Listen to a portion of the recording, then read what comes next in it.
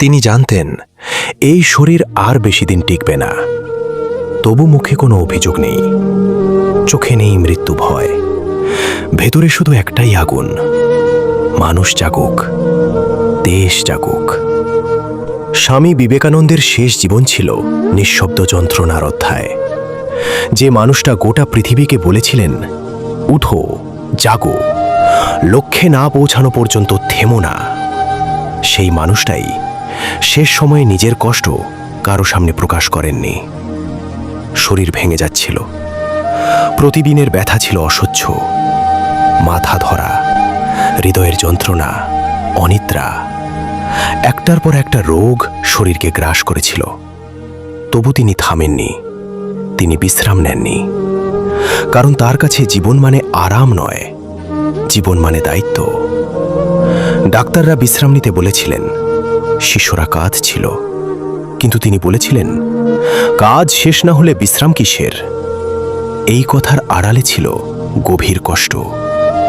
কারণ তিনি বুঝেছিলেন সময় খুব কম আর কাজ অনেক বেশি। রাতে সবাই ঘুমিয়ে পড়লে তিনি একা বসে থাকতেন, নীরব ঘরে শুধু শুধু শ্বাসের শব্দ। চোখ বন্ধ করলেই যেন শরীর ভেঙে পড়ে। কিন্তু মন তখনও অদম্য। তিনি জানতেন এই শরীর চলে যাবে, কিন্তু আদর্শ সে যেন বেঁচে থাকে শতাব্দীর পর শতাব্দী। অনেকে ভাবে মৃত্যুর আগে তিনি খুব শান্ত ছিলেন। হ্যাঁ, বাইরে শান্ত, কিন্তু ভেতরে ছিল আগুনের মতো তীব্র কষ্ট, তীব্র কষ্ট। এই কষ্ট শরীরের ছিল না শুধু, এই কষ্ট ছিল মানুষের জন্য, দেশের জন্য, ভবিষ্যতের জন্য। তিনি দেখেছিলেন দারিদ্র্য কিভাবে মানুষকে ভেঙে দেয়, দেখেছিলেন ভয় কিভাবে আত্মাকে হত্যা করে। আর তাই শেষ দিনগুলোতেও তিনি বলতেন, ভীরুতা সবচেয়ে বড় পাপ। মৃত্যুর কদিন আগে তিনি দীর্ঘ সময় ধ্যান করেছিলেন। কেউ বুঝতে পারেনি এটা বিদায় নেওয়ার প্রস্তুতি। শেষ রাতে তিনি চুপচাপ শুয়েছিলেন।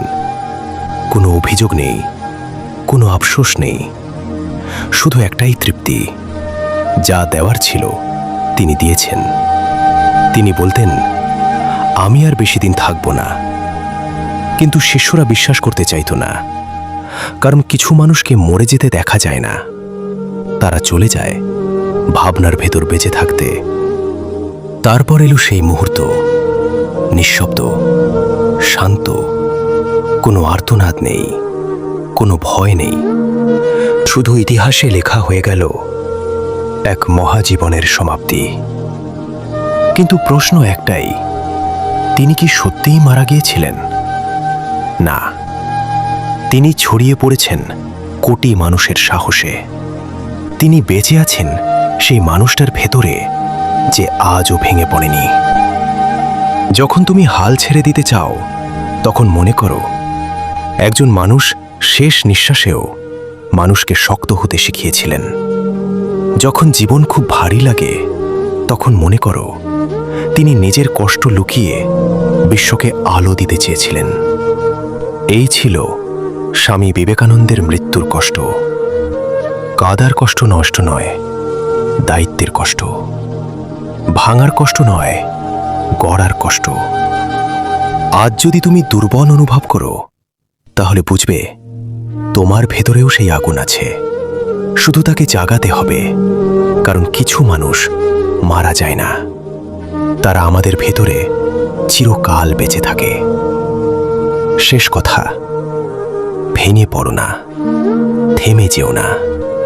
কারণ যার শেষ জীবন কষ্টে ভরা ছিল, তিনি তোমাকে শক্ত হতে শিখিয়ে গেছেন।